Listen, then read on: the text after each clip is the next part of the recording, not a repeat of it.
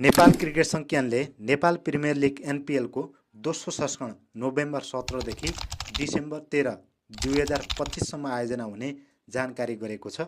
भनेपछि एनपिएल चाहिँ अब मङ्सिर 1 गतेदेखि चाहिँ सुरु भई चाहिँ मङ्सिर 27 गतेसम्म चाहिँ भव्य रूपमा चाहिँ एनपिएल सफल हुनेवाला छ। र अहिले टियु मैदान चाहिँ चिटिक्क सिङ्गारपटान चाहिँ को काम भइरहेको छ। र अगस्त 21मा जुन गरिएको एउटा घोषणा थियो 1 महिना लामो फ्रेन्चाइज T20 प्रतियोगिताका लागि आधार तयार पारेको छ, जसमा अन्तर्राष्ट्रिय थुप्रै खेलाडीहरूसँगै नेपालका लगभग सबै शीर्ष खेलाडीहरू पनि समावेश हुनेवाला छन् र जसमा 8 टोलीहरू रहेका छन्।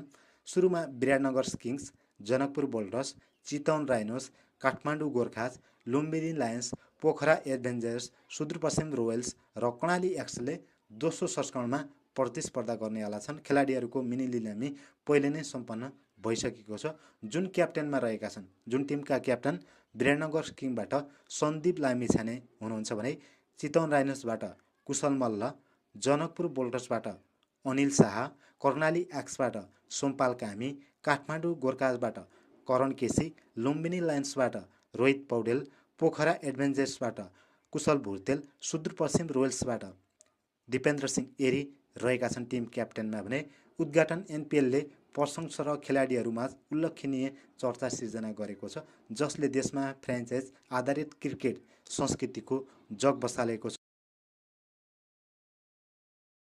दोस्रो संस्करण अब चाहिँ मङ्सिर 1 गतेदेखि मङ्सिर 27 गतेसम्म हुनेछ र यसले चाहिँ नेपाल क्रिकेट केन्द्रले प्रतियोगितालाई थप व्यावसायिक बनाउने, विश्वव्यापी ध्यान आकर्षित गर्ने र स्थानीय क्रिकेटरहरूलाई चाहिँ प्रवर्धन गर्न उच्च गुणस्तरको प्लेटफर्म दिने लक्ष्य पनि राखिएको छ। राष्ट्रिय टोलीका स्टार खेलाडीहरूले कार्यक्रमको नेतृत्व पनि गर्नेछन्, जसमा आशाजनक युवा विदेशी खेलाडीहरू सामेल हुने भएका छन्। केन्द्रले जोड दिइरहेको छ एनपिएलले नेपालको क्रिकेट इकोसिस्टमलाई बलियो बनाउन एक्सपोजर, प्रतिस्पर्धा र व्यावसायिक अवसरहरू प्रदान गर्नेछ। घोषणा समय अन्तर्राष्ट्रिय मञ्चमा नेपालको बढ्दो उपस्थिति र घरमा बढ्दो प्रशंसक समर्थनसँग मेल खान जान्छ र लिगले खेलाडीहरूको लागि चाहिँ महत्त्व र खेल अभ्यादिशता प्रदान गर्दै थप उत्साह जगाउने अपेक्षा पनि गरिएको छ। प्रत्यक्ष प्रसारण भने नेपालबाट तपाईँले सजिलैसँग एनपिएलको लाइभ हेर्न सक्नुहुनेछ। डिसो मार्फत पनि हेर्न सक्नुहुन्छ, action sport HD YouTube channel मार्फत पनि हेर्न सक्नुहुनेछ।